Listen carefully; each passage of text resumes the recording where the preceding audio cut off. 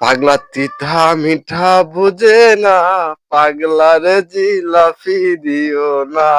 ভাই কি বলবো ভাই, তুমি পাকিস্তানের সীমানার যারা যুদ্ধ বিমান নিয়ে তুমি টহল দাও, পাহারা দাও, এখন কি অবস্থা এলো? তো সারা বিশ্বের মানুষ জানে ফেলাইলো যে ইন্ডিয়ার চারটা যুদ্ধ বিমান, দুইটা পাকিস্তান, দুইটা বিমান দিয়ে দাওয়াত দিয়ে হারে তোমার ভারী দিক পাড়ায় দিছে।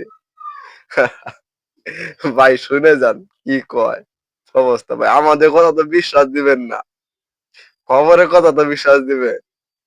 দেখুন কি বলে, আসুন ভাই ভিডিওটা দেখি।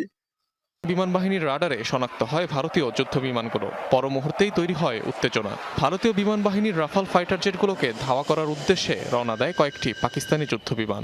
এক পর্যায়ে পাকিস্তানের যুদ্ধ বিমানগুলোর তাড়া খেয়ে পালাতে বাধ্য হয় রাফাল ফাইটার জেটগুলো। বেশ কয়েকটি নিরাপত্তা সূত্রের বরাতে পাকিস্তানের রাষ্ট্রীয় সংবাদ মাধ্যম পিটিভি নিউজ জানিয়েছে এসব তথ্য। বিমান বাহিনীর তাৎক্ষণিক প্রতিক্রিয়ায় পালিয়েছে ভারতীয় যুদ্ধযানগুলো, এমনটাও দাবি করা হয়েছে সংবাদে।